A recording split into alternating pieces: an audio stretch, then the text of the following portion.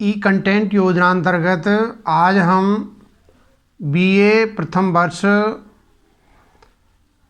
हिंदी साहित्य द्वितीय प्रश्न पत्र और पाठ्य पुस्तक का नाम है नवरत्न कहानी संकलन या कहानी संग्रह। इसके बारे में आज हम चर्चा करेंगे। इस कहानी के जो 3 प्रमुख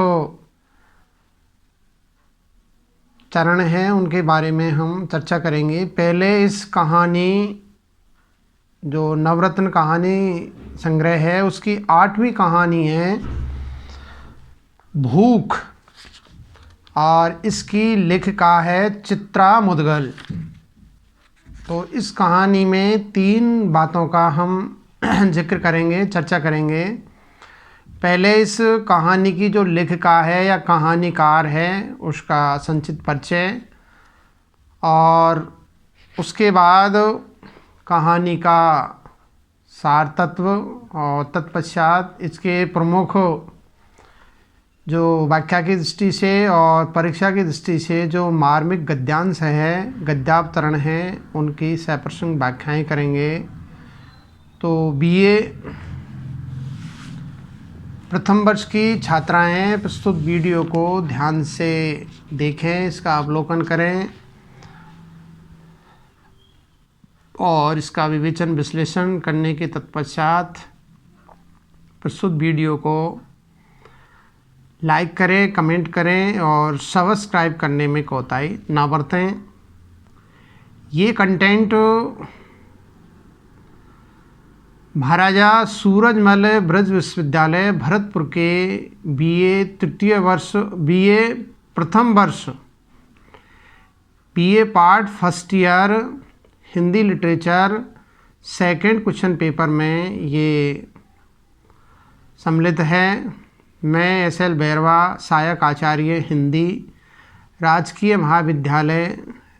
कन्या महाविद्यालय या गवर्नमेंट गर्ल्स कॉलेज बयाना, डिस्ट्रिक्ट भरतपुर, ये वीडियो प्रस्तुत कर रहा हूँ।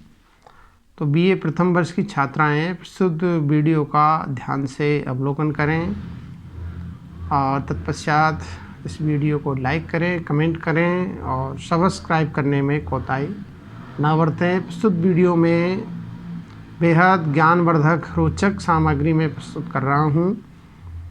तो सर्वप्रथम हम भूख जो कहानी है उसकी लेखिका है चित्रा मुदगल। इसका संक्षिप्त परिचय या इनका जो व्यक्तित्व कृतित्व है उसके बारे में हम पहले जानकारी लेते हैं।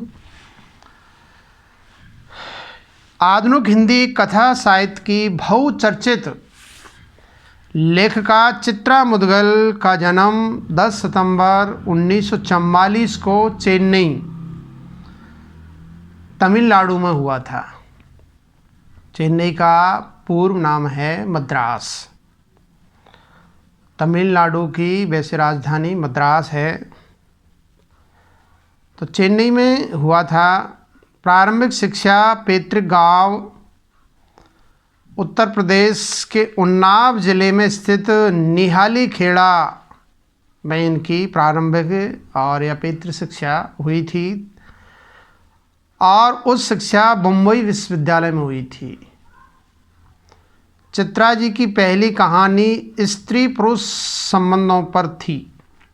स्त्री पुरुषों के जो संबंध है उस पर आधारित थी इनकी पहली कहानी, जो 1955 ईस्वी में प्रकाशित हुई थी।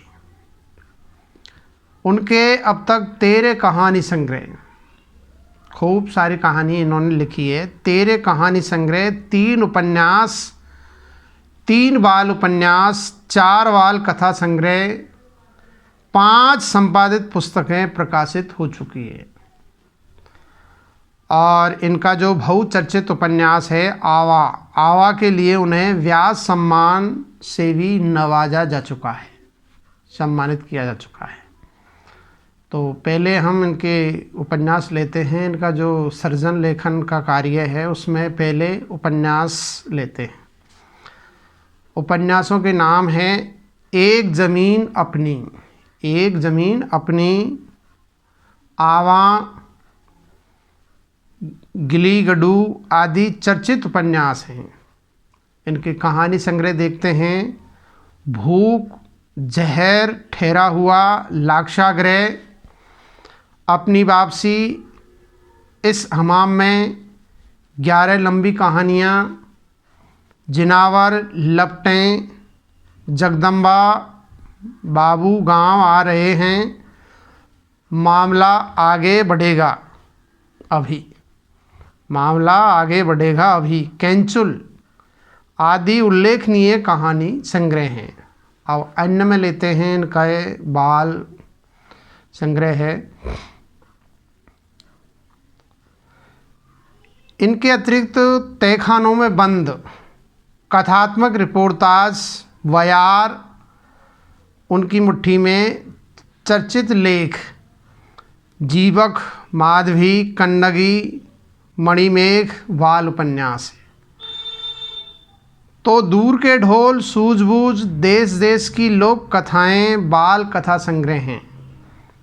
चित्रा मुदगल जी को व्यास सम्मान, इंदु शर्मा कथा सम्मान, साहित्य भूषण, वीर सिंह देव आदि सम्मानों से भी पुरस्कृत किया जा चुका है। तो ये इनका संक्षिप्त परिचय है। अब हम प्रस्तुत जो कहानी है भूख, उसका संक्षिप्त में इसका कथासार को देखते हैं। तो प्रस्तुत जो कहानी है उसका जो प्रमुख पात्र है या इस कहानी की जो नायिका है वो है लक्ष्मा। लक्ष्मा का मर्द मिस्त्री था, 30 रुपये मजदूरी लेता था। कितनी मजदूरी मिलती थी लक्ष्मा के पति को? 30 रुपये। एक सुबह 25 माले ऊंची इमारत पर काम शुरू कर ही रहा था कि 25वीं मंजिल पे वो काम कर रहा था। बांसों की फल्ली से पैर फिसल गया। बांसों की फल्ली जो पेड़ बांधने के काम आती है उस पे से उसका क्या है, पैर फिसल गया। आहा भी नहीं निकली और मर गया। लक्ष्मा अनाथ हो गई, विधवा हो गई। मकान मालिक सेठ बेईमान था। जिस मकान में लक्ष्मा का पति काम कर रहा था वो सेठ, वो मकान मालिक, वो बेईमान था। उसने यह साबित कर दिया कि मिस्त्री नशे में था।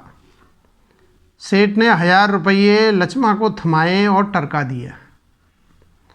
सबके कहने पर भी लक्ष्मा को काम पर नहीं रखा गया। लक्ष्मा के पास 3 बच्चे भी थे। कितने? 3 बच्चे, बड़े, मझले और छोटू। इस तरह ये 3 बच्चे थे। सावित्री नामक एक महिला उसकी सहायता करना चाहती है पर फिर भी कोई काम नहीं मिलता। उसने उसकी मदद की लेकिन उसको काम नहीं मिला। मालिक लोग 3-3 बच्चों वाली को काम नहीं देते हैं। 3-3 बच्चों वाले को काम मिलना बहुत मुश्किल का काम है। एक दिन सावित्री अक्का उसे एक नई सूचना देती है। एक औरत बच्चे को भीख मांगने के लिए किराए पर लेती है। वह दिन भर उसके सहारे भीख मांगती है तथा शाम को लौटा जाती है तथा 2 रुपये किराए के दे जाती है डेली, प्रतिदिन। लक्ष्मा पहले तो इस प्रस्ताव पर क्रोधित होती है किंतु अंत में मजबूरी में, अब मजबूरी में आदमी क्या नहीं करता, व्यक्ति की मजदूरी है काम को भी, बुरे कृत्य को भी वो अंजाम दे देता है। अंत में मजबूरी में इसे स्वीकार कर लेती है तथा छोटू को किराए पर भिख मंगनी को दे देती है। वह रोजाना शाम को बच्चे को लौटा जाती है तथा 2 रुपये किराए के दे जाती है। इन रुपयों से लक्ष्मा किसी तरह स्वयं को तथा बच्चों को जिंदा रखती है। अब कोई न कोई तो अर्निंग करनी पड़ती है, व्यक्ति को कमाना पड़ता है और बच्चों का पालन पोषण करना बहुत आवश्यक है। एक दिन छोटू झपट्टा मारकर भात की थाली को उलट देता है। वह छोटू में तर थप्पड़ मार देती है। मार खाकर छोटू बेहोश हो जाता है, क्योंकि रोज़ की भूख से अति दुर्बल हो गया है। डेली क्या है, जो किराया पर ले जाती थी भिखमंगनी, वो उसको खाने पीने को कुछ नहीं देती और पूरे दिन भर उसको रुलाए रहती थी। इस कारण से वो कमज़ोर हो गया था और वैसे भी लक्ष्मा की जो आर्थिक स्थिति बहुत ही दयनीय थी। इस कारण से वो भरपूर मात्रा में उनको खाना नहीं खिला पाती थी। रोटी के या 2 जून रोटी के भी उसको लाले पड़ गए थे। तो मार खाकर छोटू बेहोश हो जाता है, क्योंकि रोज़ की भूख से अति दुर्बल हो गया। अक्का को पता चला तो छोटू को डॉक्टर चरवलकर के दरवाजे में ले जाती है। वहाँ इलाज संभव न होने से भावा अस्पताल ले जाती है। बड़ा अस्पताल था भावा।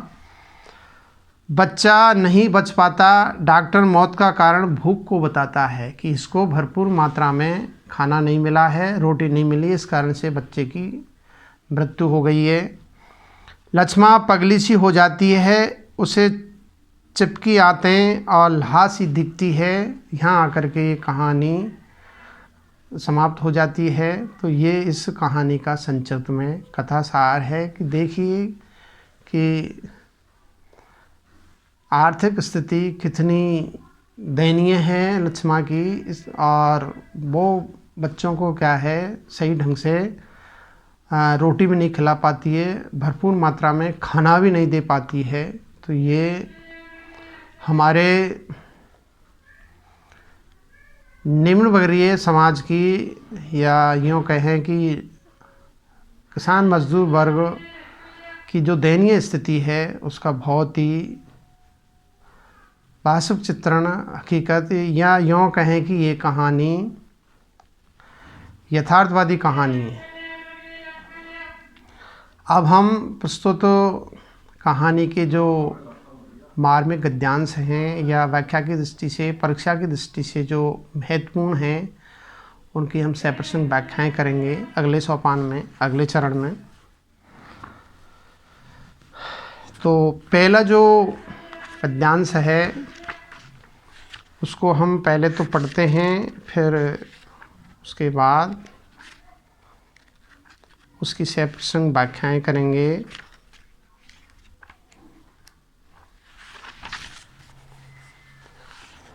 मज़े में गृहस्थी कट रही थी।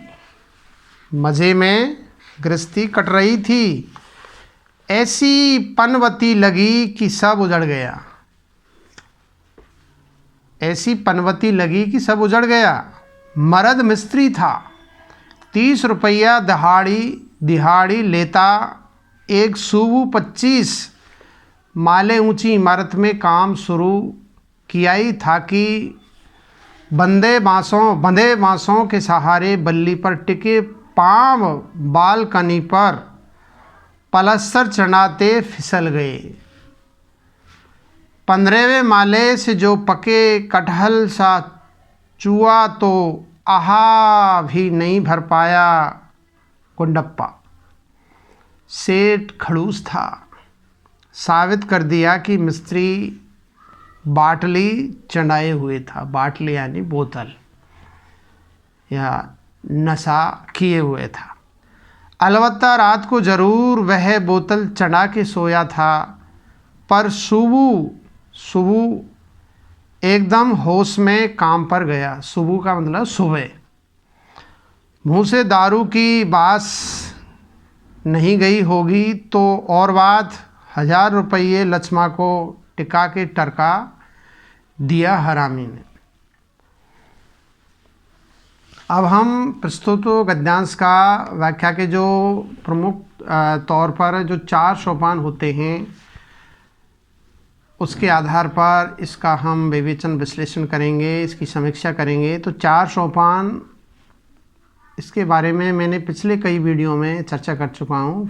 पुनः मैं आपको स्मरण दिला देता हूँ। व्याख्या के जो 4 सोपान होते हैं, नंबर 1 संदर्भ, नंबर 2 प्रसंग, नंबर 3 भावार्थ या सरल अर्थ, और नंबर 4 कलात्मक सौंदर्य या काव्य सौंदर्य, या यूँ कहें कि साहित्यिक सामाजिक विश्लेषण। तो पहले हम इस गद्यांश का संदर्भ देखते हैं। प्रस्तुत गद्यांश हमारी पाठ्य पुस्तक नवरत्न कहानी में संकलित, नवरत्न कहानी संग्रह में संकलित चित्रा मुदगल द्वारा विरचित या लिखित कहानी भूख कहानी से उद्धृत है, अवतरित है, लिया गया है ये अंश, ये गद्यांश। अब हम इसका प्रसंग देखते हैं। प्रस्तुत गद्यांश में लेखिका चित्रा मुदगल वर्णन करती है कि सावित्री अक्का, जो कि लक्ष्मा की पड़ोसन थी और उसकी मददगार थी, तो सावित्री अक्का लक्ष्मा की दयनीय स्थिति को देखकर चिंतित होती है और उस चिंता का प्रस्तुत गद्यांश में लेखिका या एकांकिकार वर्णन कर रहा है।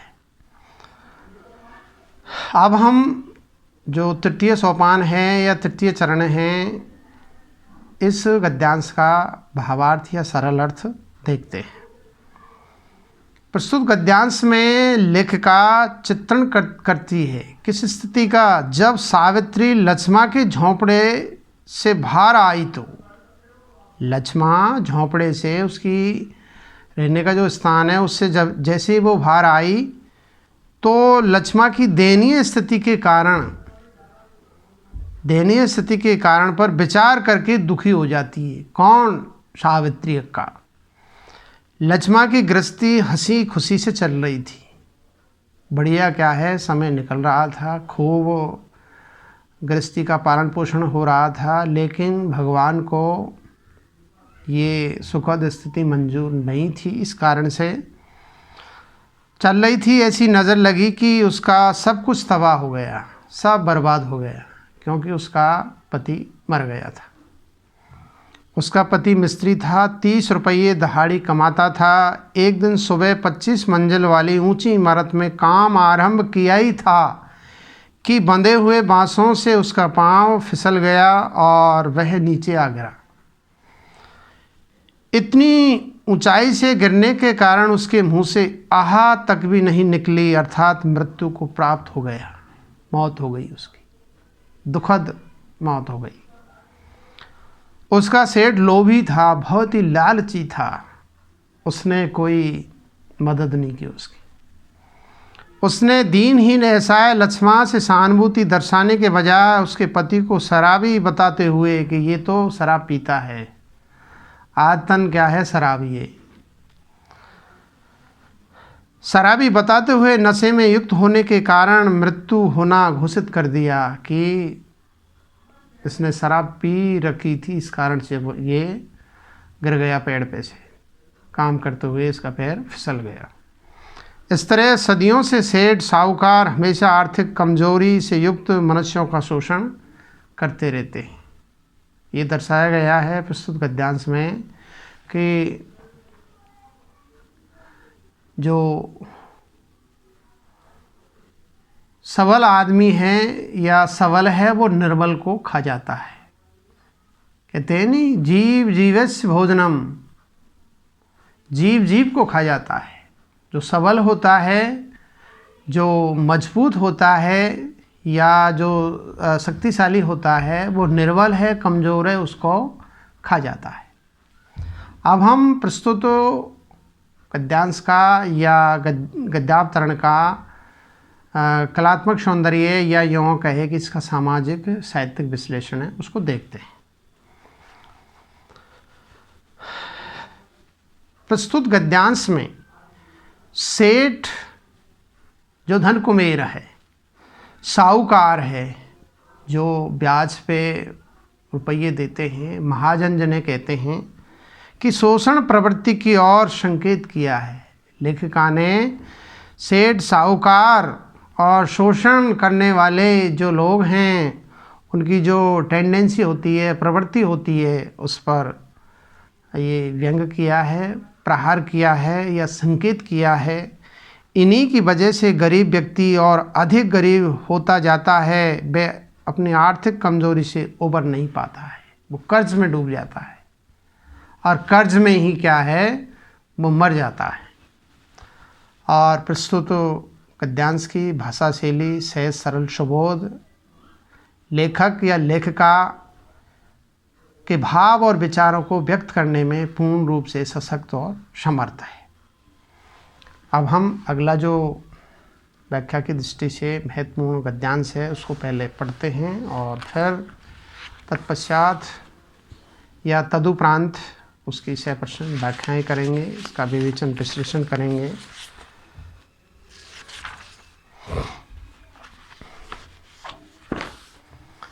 अपने बारे में भी खूब सोचा तो पाया कि गांव जाने की इच्छा क्षम उसकी भी नहीं, किंतु पता नहीं क्यों जब भी वह टूटने हारने लगती, क्षम को गांव के भरोसे ही भुलावा देने की कोशिश करती कि ऐसा नहीं है कि इस दुनिया जहान में उसका अपना कहने लायक कोई नहीं। उसने पाया कि मुल्क के भरम ने कई दफ़े उसे ताकत दी है और समेटे रखा है। निकट जाने से यह भ्रम टूट सकता है और वह इस भ्रम को टूटने देकर बिखरना और अनाथ होना नहीं चाहती थी। अब हम इस गद्यांश का व्याख्या के जो 4 सोपान होते हैं उसके आधार पर इसका विवेचन विश्लेषण करते हैं। तो नंबर 1, इसका हम पहले संदर्भ देखते हैं। प्रस्तुत गद्यांश या गद्यावतरण हमारी जो पाठ्य पुस्तक है नवरत्न कहानी संग्रह में संकलित चित्रा मुदगल द्वारा रचित या लिखित भूख कहानी से उद्धृत है, अवतरित है या लिया गया है। अगला जो सोपान है, दूसरा सोपान प्रसंग देखते हैं। प्रस्तुत गद्यांश में जब लक्ष्मा अपनी आर्थिक तंगी से परेशान होकर अपने पियर या गांव जाने की बात कहती है, तब सावित्री अक्का उसे मायके जाने से मना करती हुई उसे समझाती है, उसे गाइड करती है, उसे समझाती है। लक्ष्मा को सावित्री की बात व्यावहारिक लगती है, तब वह विचार करती है कि देखिए अपने घर पे ही व्यक्ति का सम्मान होता है, मान होता है। पियर में लड़की ज़्यादा दिन तक उसको ठहरना उचित नहीं है और उसकी वहाँ पर रेपुटेशन नहीं होती है, इज्जत नहीं होती है। लड़की क्या है, ससुराल में ही अच्छी लगती है। अब हम इस गद्यांश का भावार्थ या सरल अर्थ निहारते हैं, देखते हैं। प्रस्तुत गद्यांश में लक्ष्मा आर्थिक तंगी से अकेली युद्ध करते करते परेशान होकर अपने मायके जाने का विचार कर लेती है कि अब कुछ घर वालों का भी सहयोग लेना चाहिए, मदद लेनी चाहिए और कोई बुरी बात भी नहीं है। विषम संकट में क्या है, परिवार वालों का या पियर वालों का सहयोग लेना कोई बुरी बात नहीं है, सही भी है। वह मायके जाना नहीं चाहती थी, लेकिन वह अपनी कष्ट भरी जिंदगी से जब भी हताश होती अर्थात टूटने बिखरने लगती है, तो वह शंभ को गांव के भरोसे ही अपने में हिम्मत हौसला लाने की कोशिश करती है, अपने आप को मजबूत करने का प्रयास करती है कि इस संसार में उसकी सहायता करने वाला उसका माय का अर्थात उसका भाई तो है, जो उसकी परेशानियों को समझकर उसकी सहायता कर सकता है, उसकी मदद कर सकता है। लक्ष्मा को मायके से सहायता मिलने की उम्मीद का भ्रम ही उसे टूटने नहीं दिया, उसे जिंदगी से संघर्ष करने की ताकत मिलती है। लेकिन निकट जाने पर यह भ्रम टूट सकता है, अर्थात सह परिवार हमेशा के लिए मायके जाने पर मैं अपने भाई के लिए कहीं बोझ ना बन जाऊं, इसलिए वो बार बार सोचती है कि यहाँ ही सुख दुख में पड़े रहना ठीक है। हमारे भाई बहन के रिश्तेदारों में दरार न पड़ जाए, जिससे मैं बिल्कुल ही अनाथ हो जाऊंगी, अतः मुझे ये भ्रम नहीं तोड़ना चाहिए। और वो अपने मायके या अपने गांव नहीं जाती है, अपने पियर नहीं जाती है। अब हम प्रस्तुत गद्यांश का सामाजिक साहित्यिक विश्लेषण या कलात्मक सौंदर्य को देखते हैं। प्रस्तुत गद्यांश में लक्ष्मा के आर्थिक परेशानी में भी हिम्मत न हारने की विशेषता को प्रकट किया गया है कि देखिए कितनी दयनीय स्थिति होने के बावजूद वो टस से मस नहीं होती है, किसी तरह का मन में कोई मलाल नहीं आता है, कोई विचार नहीं आता है। ज़रा सोचती है कि घर वाले, गांव वाले, पियर वालों की कुछ सहायता ले लूँ, लेकिन अंत में चल कर के वो इसको मना कर देती है कि नहीं, मैं अपने ही बलबूते बच्चों का पालन पोषण करूँगी, मैं किसी की सहायता नहीं लूँगी। और प्रस्तुत गद्यांश की भाषा सहज सरल, प्रसंगानुकूल शैली, चिंतन परक शैली का प्रयोग हुआ है और भाषा सहज सरल सुबोध लेखक या लेखिका के भाव और विचारों को व्यक्त करने में पूर्ण रूप से सशक्त और समर्थ है। अब हम जो अगला गद्यांश है, तीसरा जो गद्यांश है, उसकी हम सप्रसंग व्याख्या करेंगे। पहले पढ़ते हैं। ऐसी गलीज का मतलब होता है अपवित्र, मैला। ऐसी गलीज हरकत से तो डूब मरना अच्छा। इसी उधेड़ बुन के चलते सच्चाई जानते हो भी उसने कल शाम को लक्ष्मा को वास्तविकता नहीं बताई। पूरी रात करवटें बदलते सोचती रही थी कि उचित अनुचित क्या है। आखिर यही लगा कि जैसी कठिन परीक्षा की घड़ी लक्ष्मा की चल रही है, उसमें अधिक सोच विचार की गुंजाइश नहीं। हाँ, कल अगर उसे कोई काम मिल जाता है और वह अपने बच्चों को आराम से पाल पोस सकती है, तो अपना बच्चा उससे वापस लेने में कौन सी दिक्कत है। अब हम इस गद्यांश का, इस गद्यावतरण का या इस अंश का व्याख्या के 4 सोपानों के आधार पर इसका विवेचन, विश्लेषण या इसकी समीक्षा करते हैं। नंबर 1, इसका संदर्भ देखते हैं। प्रस्तुत गद्यांश हमारी पाठ्यपुस्तक नवरत्न कहानी संग्रह में संकलित चित्रा मुदगल द्वारा रचित लिखित कहानी भूख से अवतरित है, लिया गया है। अब हम इस गद्यांश का प्रसंग देखते हैं।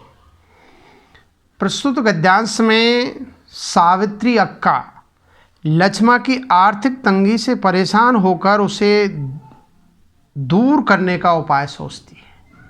उस आर्थिक परेशानी का निवारण वो सुझाती है, उपाय ढूंढती है, उसी का इसमें चित्रण किया गया है। अब हम इसका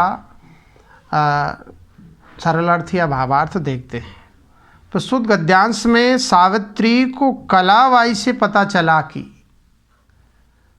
कलाबाई जो भिखमंगनी थी, जो बच्चों को साथ लेकर के उनको रुला करके और भीख मंगाया करती थी, वो ये धंधा करती थी।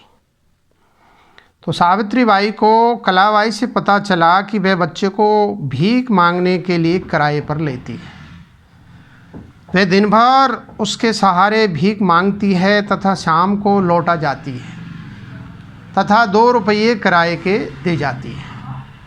सावित्री ने लक्ष्मा की गरीबी को दूर करने के लिए ये उपाय समझा, लेकिन वह कलाबाई के मुँह से सुनकर एक बार तो सोचती है कि इतनी गंदी हरकत से तो डूब मरना अच्छा है।